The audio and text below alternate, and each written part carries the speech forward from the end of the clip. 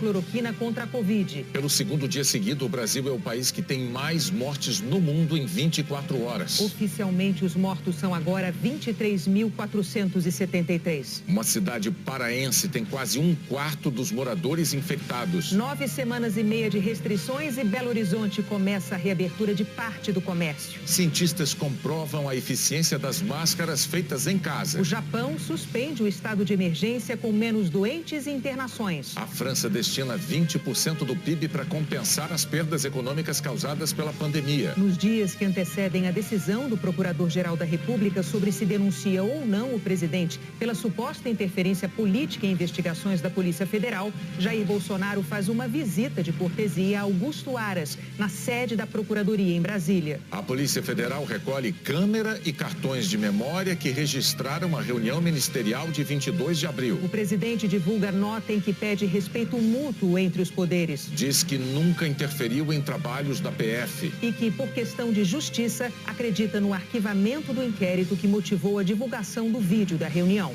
O Jornal Nacional começa agora.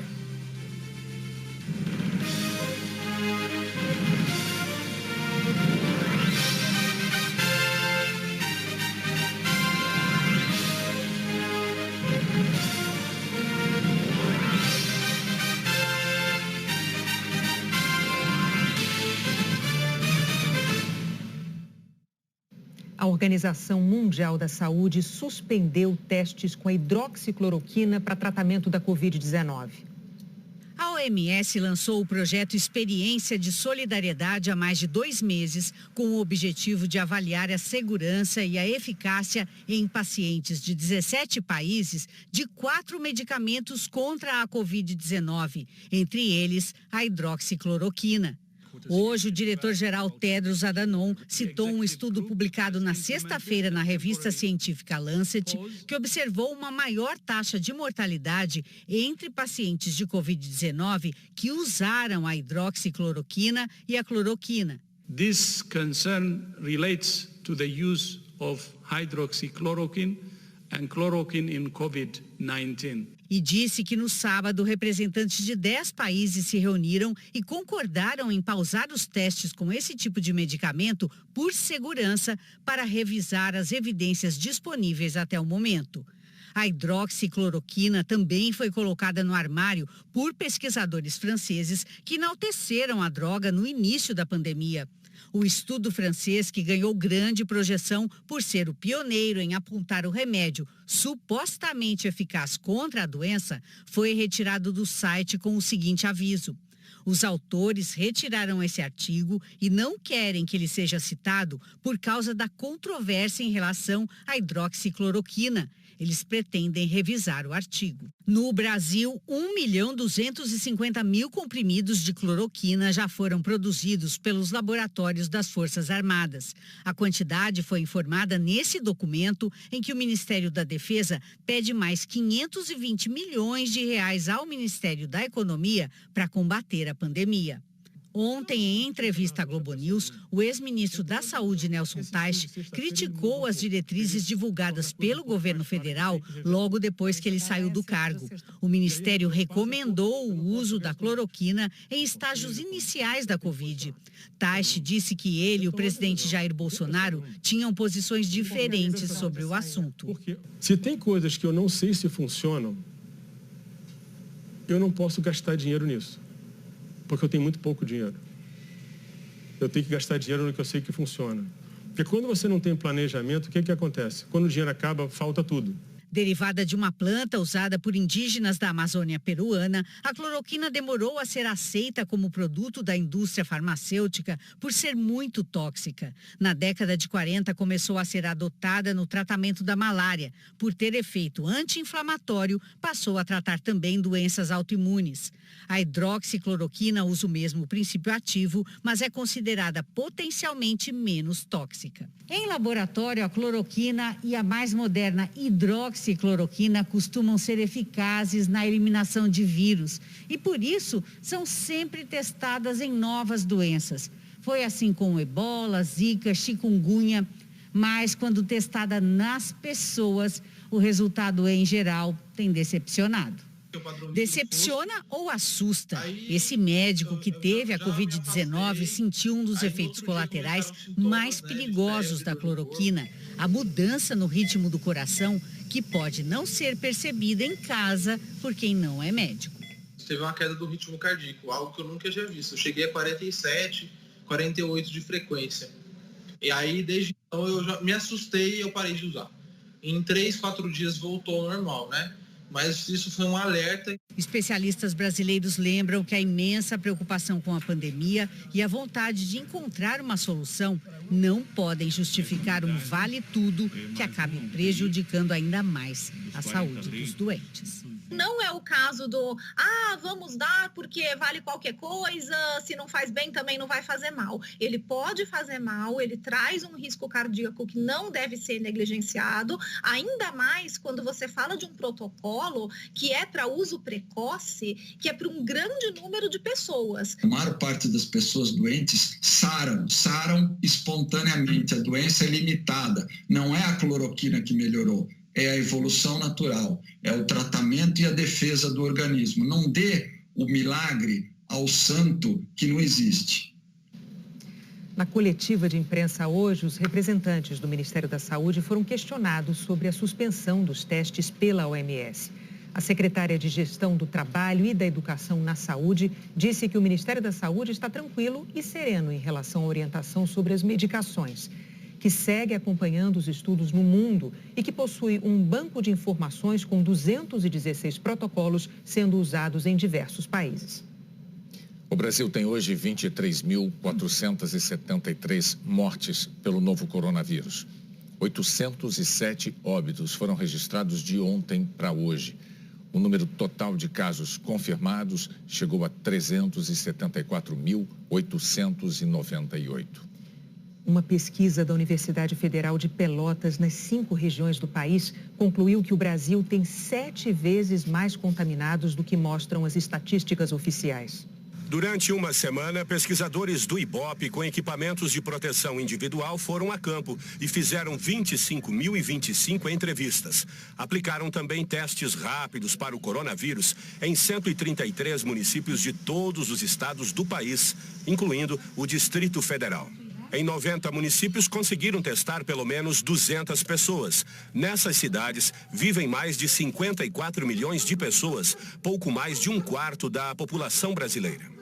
A partir dos resultados dos testes para a Covid, os pesquisadores calculam que um total de 760 mil brasileiros nessas áreas foram infectados. Na véspera da pesquisa, os números oficiais apontavam nas 90 cidades 104.782 casos confirmados da Covid-19. A pesquisa revelou que para cada caso confirmado de coronavírus, existem 7 casos reais na população. Isso quer dizer que num grupo de 7 pessoas com o coronavírus, apenas uma sabe que está infectada. É muito preocupante saber que existem 7 vezes mais casos do que mostram as estatísticas oficiais nessas cidades. Por quê? Essas outras pessoas que têm o coronavírus e não sabem, involuntariamente elas podem transmitir para outras pessoas. E isso faz com que a epidemia siga crescendo nesse ritmo preocupante que tem ocorrido no Brasil. A gente pode dizer já com a maior tranquilidade, com base na nossa pesquisa, que a contagem de casos de coronavírus no Brasil não deve mais ser feita em milhares. Ela certamente já deve ser feita em milhões. A Marielle estava com o vírus e não sabia, só descobriu depois que um colega de trabalho se contaminou e a empresa decidiu testar todos os funcionários. Ela cumpriu a quarentena e se afastou dos filhos. Hoje está recuperada. Eu não sentia nada. Se não fosse eu ter feito o teste, eu nunca saberia que eu estava com Covid. Tem pessoas assintomáticas por aí que podem estar passando vírus sem saber. O estudo foi coordenado pela Universidade Federal de Pelotas. Das cidades visitadas, 21 eram capitais. Os domicílios e as pessoas testadas foram escolhidos por sorteio. Os pesquisadores também analisaram a prevalência da Covid-19, ou seja, a proporção da população que se contaminou em cada região do país. Mesmo a população contaminada que não precisou de atendimento médico desenvolveu anticorpos contra o coronavírus. Das 15 cidades com maior prevalência, 11 estão na região norte. Segundo a pesquisa, na cidade de Breves, no Pará, praticamente 1/4 da população está ou esteve com o coronavírus. Em Tefé, no Amazonas, quase 20%. Na capital paraense, Belém, mais de 15%. E em Manaus, no Amazonas, 12,5% da população foram contaminados. Em Macapá, no Amapá, quase 10%. No Nordeste, Fortaleza e Recife têm os maiores índices de contaminados. Na cidade de São Paulo, 3% foram infectados. E na cidade do Rio, 2%. Na região sul, apenas Florianópolis apresentou prevalência superior a 0,5%. Na região centro-oeste, a pesquisa não encontrou nenhum caso positivo nas 9 cidades estudadas, apesar de já existirem casos e mortes confirmados. Segundo a pesquisa, 1,4% da população dessas 90 cidades brasileiras tem anticorpos para o coronavírus. Só na capital paulista, são 380 mil moradores infectados, número maior que as estatísticas oficiais do Ministério da Saúde para todo o Brasil. No Rio de Janeiro, o número de pessoas infectadas, segundo a pesquisa, está 4 vezes acima do confirmado. A pesquisa divulgada hoje mostra que, em Breves, no Pará, 1 em cada 4 moradores já teria sido infectado pelo coronavírus. A Ilha do Marajó tem alguns dos menores índices de desenvolvimento humano do país. Breves é a cidade mais populosa da região. Segundo o estudo da Universidade Federal de Pelotas, quase 1/4 da população tem ou teve coronavírus. A estimativa, portanto, é que dos 103 mil habitantes, 25 mil se infectaram. Este posto de saúde de Breves não para de receber pacientes. Eu estava sem paladar, sem gosto, sem cheiro, há mais de 2 semanas.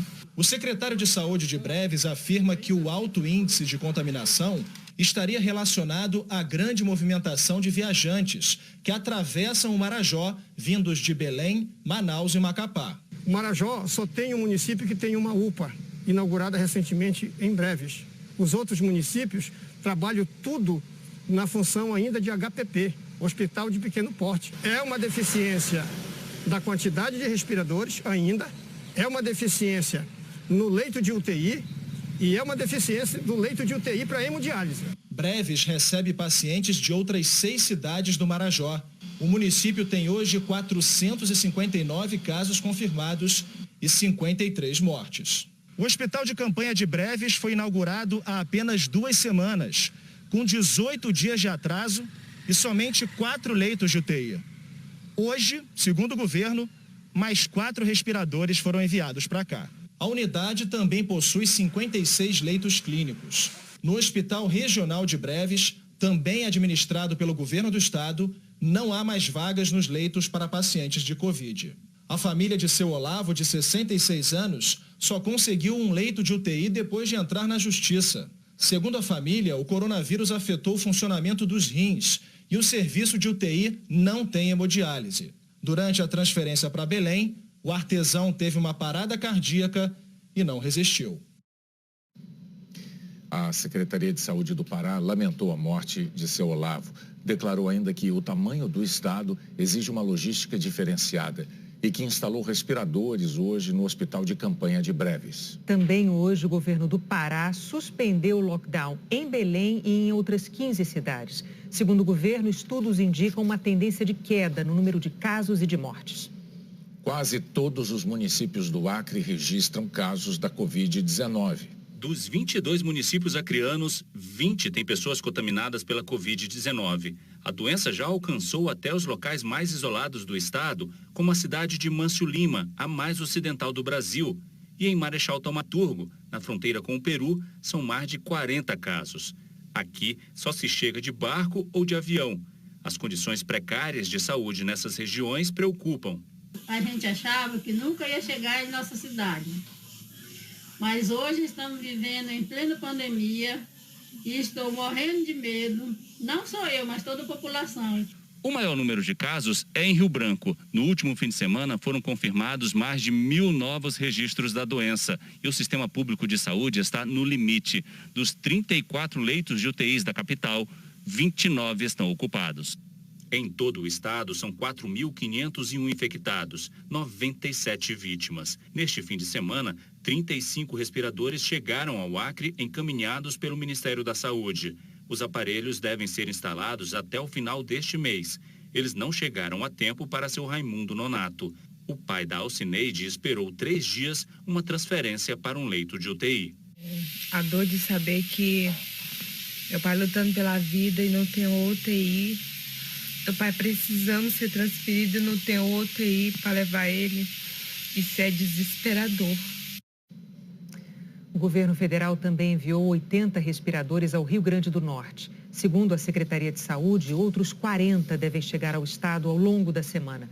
A taxa de ocupação dos leitos está perto dos 99% na região metropolitana de Natal e acima de 93% na região oeste. A cidade de São Paulo está no último dia de um mega feriado criado para tentar evitar a propagação do novo coronavírus. O coordenador do Centro de Contingência para a Doença, Dimas Covas, afirmou que se o índice de isolamento passar de 60%, vai ser possível controlar a doença em até 7 semanas. Ontem, o índice chegou a 57%. O governador de São Paulo, João Dória, disse em entrevista à Globo News que, neste momento, não vai decretar lockdown, mas deixou claro que a quarentena não acaba no fim do mês e poderá ser diferente em cada região. A região metropolitana de São Luís começou hoje a reabertura parcial do comércio. Depois de 2 meses, a lojinha de acessórios para celulares da dona Célia voltou a funcionar. A gente estava nessa expectativa, né? Estabelecimentos familiares puderam reabrir as portas. Na segunda-feira que vem, dia 1º de junho, outros estabelecimentos poderão voltar a funcionar com algumas regras, como uso obrigatório de máscaras, controle de entrada de clientes e sem aglomerações. No dia 15, será feita uma nova análise para decidir quais medidas serão tomadas, que vão depender dos números da Covid-19 na região de São Luís. Por enquanto, os números crescem. No último dia do lockdown, que durou 13 dias, a capital registrou 165 casos. Sem o isolamento obrigatório, o boletim mais recente de ontem identificou quase 450 casos novos em São Luís, um aumento de 272%. Em todo o estado, são 22 mil infectados, quase 10 mil casos confirmados em uma semana. A doença está se espalhando por cidades menores e já está em 207 dos 217 municípios maranhenses. No sudeste do Brasil, o comércio também está voltando de forma gradual em Belo Horizonte. O seu Carlos reabriu a loja de tecidos depois de 70 dias. Não entra sem máscara. Eu tenho até máscara aqui. Cliente que não tem máscara, eu dou máscara para eles. A prefeitura autorizou a abertura de salões de beleza, papelarias e livrarias, lojas de brinquedos, de cosméticos, de móveis, concessionárias e de shoppings populares. Shoppings convencionais, lojas de roupas, calçados, bares e restaurantes seguem fechados. A prefeitura não dispensou as medidas de higiene e prevenção. Continua proibido entrar em qualquer loja sem máscara ou mesmo sem higienizar as mãos antes. Além disso, os lojistas têm limite da quantidade de pessoas que eles podem atender ao mesmo tempo. Em qualquer loja aberta, o cenário do lado de fora é de filas. Pela manhã, teve fila na entrada do maior shopping popular da cidade. O comércio funciona em horários diferenciados para evitar lotação nos ônibus em horários de pico. O transporte coletivo é obrigado a fornecer álcool em gel aos passageiros. No primeiro dia, não tinha. Faz parte da medida protetiva. Autoridades dizem que o isolamento social precoce e a adesão da população surtiram efeito nos números, que têm se mantido relativamente baixos. BH tem 1.402 casos confirmados e 42 mortes. Essas medidas serão monitoradas todos os dias até sexta-feira e que a decisão de continuar a flexibilização, parar a flexibilização ou retornar ao anterior de antes de flexibilizar, depende exclusivamente dos indicadores novamente. O Sindicato de Transporte de Passageiros de Belo Horizonte declarou que as empresas devem instalar o suporte para o álcool gel nos ônibus até o fim da semana. O governo da Bahia antecipou feriados em Salvador e em mais 8 cidades e determinou que só os serviços essenciais funcionem até sexta-feira. A medida é para aumentar o isolamento nos municípios que têm mais de 100 casos confirmados de Covid. O governador do Espírito Santo, Renato Casagrande, e a mulher dele, Maria Virgínia, testaram positivo para a Covid-19. Há 10 dias, ela foi internada por causa de um pequeno AVC. Depois de receber alta, começou a apresentar sintomas leves do novo coronavírus. O governador disse que os dois estão bem em casa, cumprindo o isolamento social. Uma das grandes preocupações do Ministério da Saúde é com o avanço do coronavírus em direção aos menores centros urbanos com estrutura de saúde mais precária. O ministro interino da Saúde, Eduardo Pazuello, participou de uma videoconferência com a Fundação Oswaldo Cruz e reforçou que os casos de coronavírus devem se multiplicar também nas cidades pequenas e que as capitais devem se preparar para atender os pacientes dessas cidades, onde há pouca ou nenhuma infraestrutura hospitalar. Nós temos o impacto das capitais e regiões metropolitanas. Esse impacto ele vai passar e nós vamos ter o espraiamento disso de alguma forma para o interior e vamos ter que ter as estruturas que foram preparadas na capital e região metropolitanas para receber esse pessoal do interior que não tem as estruturas lá. Então, são 3 etapas muito claras: preparação, impacto de capitais e regiões metropolitanas e impacto no interior. Na entrevista diária estavam técnicos e o secretário executivo da pasta, Elcio Franco. Em vários momentos, Elcio falou sem máscara, colocou a mão na barba, na boca, contrariando as orientações do próprio ministério. O tema da entrevista foram as diretrizes do governo para a construção e instalação dos hospitais de campanha. Os hospitais de campanha devem receber pacientes da Covid-19 com sintomas de baixa e média complexidade, para evitar a piora do quadro. O governo vai repassar R$ 43 mil por leito durante um prazo de 3 meses, o que dá uma diária de R$ 478,72. O Ministério disse que esses hospitais são de responsabilidade de estados e municípios e recomendou que eles sejam a última opção. Só devem ser construídos depois de esgotadas todas as possibilidades de atendimento, como ampliação de leitos e contratação de vagas na rede privada. À noite, foi publicada numa edição extra do Diário Oficial a exoneração do secretário de Vigilância em Saúde, o Anderson Oliveira. Mais um renomado epidemiologista que deixa a linha de frente do Ministério da Saúde em pleno avanço da pandemia. Ele já havia pedido exoneração do cargo na época da demissão de Henrique Mandetta, mas continuou atuando no Ministério. O governo japonês suspendeu o estado de emergência imposto há 7 semanas. Decretado no dia 7 de abril, o estado de emergência só vigorava ainda em 5 das 47 províncias japonesas. Mas estava valendo em Tóquio e região metropolitana, onde vivem quase 40 milhões de pessoas. Para justificar a decisão de suspender a lei em todo o país, o primeiro-ministro Shinzo Abe apresentou os números em queda de infecções e internações de pacientes.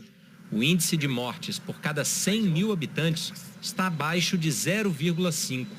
O Japão hoje tem menos de 3 mil casos ativos da Covid-19. Abe também anunciou incentivos de quase 2 trilhões de dólares para a recuperação econômica e declarou que em 1 mês e meio o modelo japonês de combate ao vírus deu certo. Uma cartada política importante para um líder de governo com apenas 29% de aprovação de seu mandato, mais baixa avaliação desde que assumiu o cargo em 2012. O estado de emergência é nacional, mas o governo de cada província decide como relaxar essas normas. Tóquio dividiu a volta por etapas e de forma bem cautelosa. A partir dessa terça, voltam a funcionar museus, áreas esportivas e restaurantes, com horário limitado ainda. As escolas, com medidas preventivas, devem reabrir na semana que vem. A cada 2 semanas, os números serão reavaliados para, aos poucos, ir autorizando o funcionamento pleno de todos os serviços. Viagens internas entre províncias diferentes seguem desaconselhadas por pelo menos mais 3 semanas. Barcelona e Madrid foram as últimas cidades da Espanha a iniciar uma reabertura gradual hoje. Bares e restaurantes abriram a área externa com capacidade reduzida e estão permitidos encontros de até 10 pessoas. O governo declarou que espera receber turistas estrangeiros a partir de julho. Na Itália, os moradores da região do Vêneto puderam visitar Veneza antes da reabertura para os turistas. O governador confirmou, o Festival de Cinema para setembro.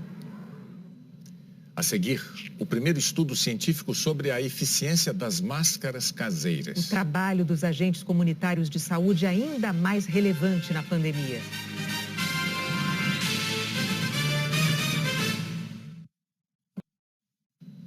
Um estudo científico comprovou a eficiência de máscaras artesanais ou caseiras. Elas são o símbolo mais visível da luta mundial contra a pandemia. As máscaras são obrigatórias em São Paulo e em várias outras cidades brasileiras. Em breve, também podem ser em todo o país. O projeto de lei já passou pela Câmara e agora precisa de aprovação no Senado. Quem se cuida ainda tem algumas dúvidas. Com relação ao material e às condições de uso.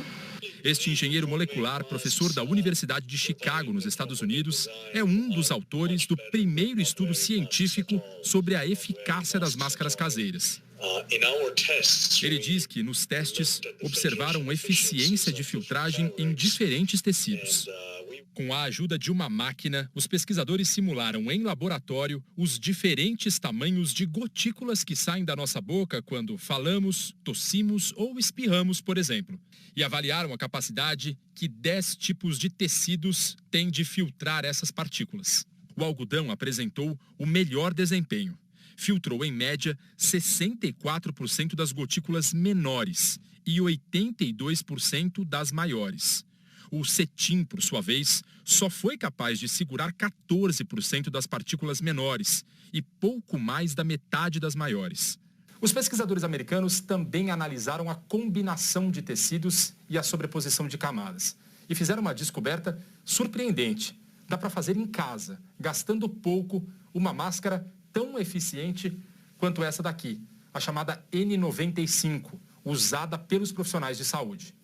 É fácil. São 2 camadas de algodão grosso, tipo 600 fios, e uma de seda ou chifon, usados na confecção de vestidos de festa. O pesquisador explica que funciona melhor porque um dos tecidos serve como um primeiro filtro e o outro como um segundo, que não deixa passar nada. Ele alerta também que não adianta escolher os melhores materiais e deixar frestas entre a máscara e o rosto. Esses espaços, por menores que sejam, reduzem a capacidade de proteção em até 60%. Quem usa óculos como eu percebe logo quando a máscara não está bem ajustada ao rosto. Quando a gente fala ou até mesmo respira um pouco mais fundo, as lentes embaçam. É um sinal de que a máscara não está cumprindo bem a função dela. Esta infectologista destaca que é importante sempre lavar as mãos com sabão ou passar álcool em gel antes de colocar as máscaras e que elas devem ser usadas da forma correta. A gente, infelizmente, anda na rua e vê gente com máscara com o nariz de fora, máscara aqui no queixo. Isso não tem nenhuma proteção do ponto de vista de filtro. Eu acho que é mais um uso psicológico da máscara do que efetivo. Então é importante, sim, que você use a máscara, cubra muito bem o nariz e a boca. Na pandemia, o trabalho dos agentes comunitários de saúde precisou se adaptar e ganhou ainda mais importância.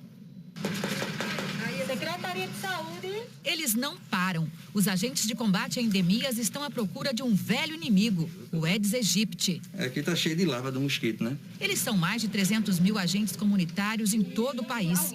Com a pandemia da Covid-19, o trabalho mudou. A gente está evitando o máximo de entrar nas casas para não ter contato com o morador, né? Para nem a gente poder transmitir o coronavírus para ele e eles para a gente.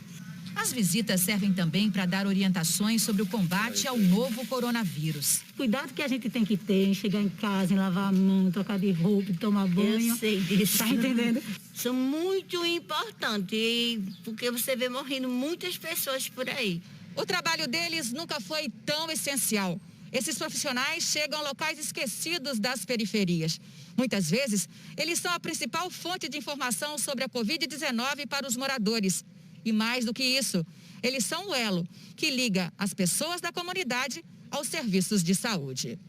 Os agentes comunitários de saúde reforçam este batalhão que agora tem mais uma função: fazer uma busca ativa, ou seja, encontrar doentes com sintomas dentro de casa. A gente procura muito ir na casa de idoso, né, porque é o grupo de risco, gestante, crianças, várias vezes, para ver como é que eles estão. A Rose encaminhou o marido da Valdelene para o tratamento da Covid-19. Ele está em isolamento dentro de casa e a família é só gratidão à agente de saúde. As unidades de saúde da família são a porta para quem procura atendimento nas comunidades, para todo tipo de doença. Aqui a rotina também mudou. Não tem gente esperando. As consultas são com hora marcada. Todos usam máscara. Pré-natal, planejamento familiar, vacinação. Esses serviços continuam. Mas com receio da pandemia, as consultas caíram praticamente pela metade. O retorno, a gente vai ter muito mais trabalho, né? Porque a gente vai ter que resgatar a história de cada um nesse momento de parada. A Ana Paula passou 20 dias internada com Covid e está de volta ao campo de batalha para zelar pela saúde das pessoas. Você sabe que aquele seu trabalho você pode salvar a vida, tá entendendo? Então, para mim, é muito satisfatório. Agora a gente vai ouvir o relato da enfermeira Érica Stelman. Ela trabalha com pacientes de Covid-19 em 3 rios, no estado do Rio.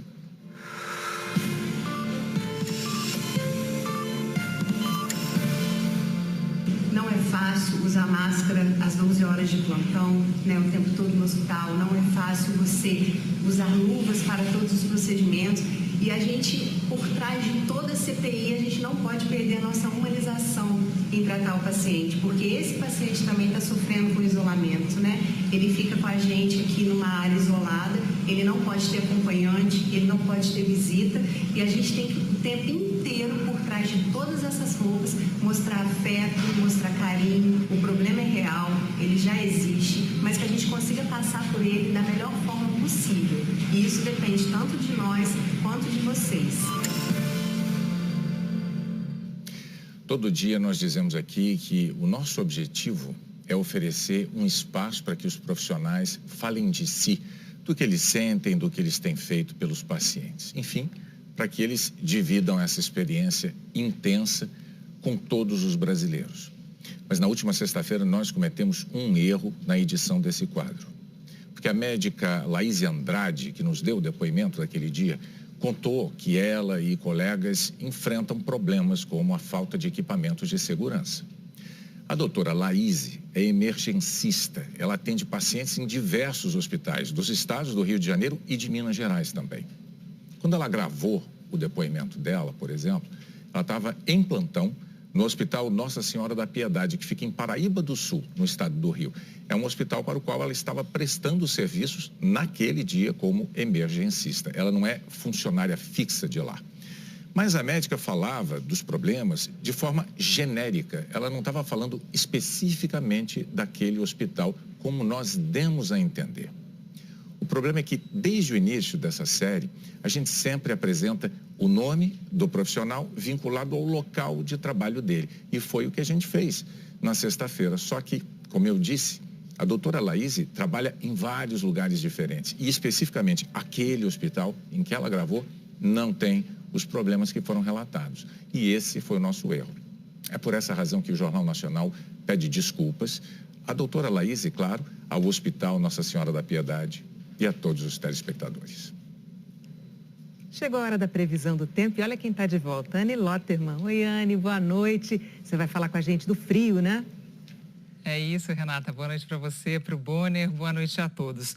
Olha só, até sexta-feira eu vou falar de geada todos os dias aqui no JN em algum ponto do Brasil. Amanhã ela deve se formar nesta área aqui, entre o norte do Rio Grande do Sul até o Paraná e na Serra da Mantiqueira, entre São Paulo e Minas Gerais. A frente fria que levou a friagem até o norte do país, amanhã já vai estar no sul da Bahia. E o ar frio que acompanha essa outra frente fria aqui embaixo vai manter as temperaturas mais baixas a semana toda. Além disso, ela vai jogar vento para o sul e também para o sudeste. Atenção, as rajadas podem ser fortes em grande parte do Rio Grande do Sul até Santa Catarina e do litoral norte de São Paulo até o Rio de Janeiro. O vento deixa o mar agitado também. Tem aviso de ressaca no litoral do Rio Grande do Sul até Arraial do Cabo, no Rio de Janeiro. O sol aparece e não chove em toda a área amarela do mapa. Já a chuva cai em algum momento do dia na área verde clara e escura. A chuva pode ser volumosa em Patos, na Paraíba, em Conceição do Araguaia, no Pará, e no sertão de Pernambuco, em Petrolina. Sol e frio em Curitiba, Porto Alegre, Campo Grande, Belo Horizonte e também em Cuiabá. No Rio de Janeiro, máxima de 26 graus. Vitória, 27. São Paulo, 21 graus. E em Salvador e também em Recife, 31 graus. Até amanhã, Renata. Até amanhã, Anne. Morreu hoje de câncer, aos 63 anos, o ex-técnico da seleção feminina de futebol, Oswaldo Fumeiro Alvarez. O Vadão chegou a jogar futebol profissionalmente. Como técnico, treinou clubes também. No São Paulo, o Vadão revelou o Kaká, por exemplo. Ele foi 2 vezes técnico da seleção brasileira feminina, com a qual alcançou o 4º lugar nos Jogos Olímpicos do Rio em 2016. A seguir, a Polícia Federal recolhe câmera e cartões de memória que registraram a reunião ministerial de 22 de abril. O presidente Bolsonaro divulga nota em que pede respeito mútuo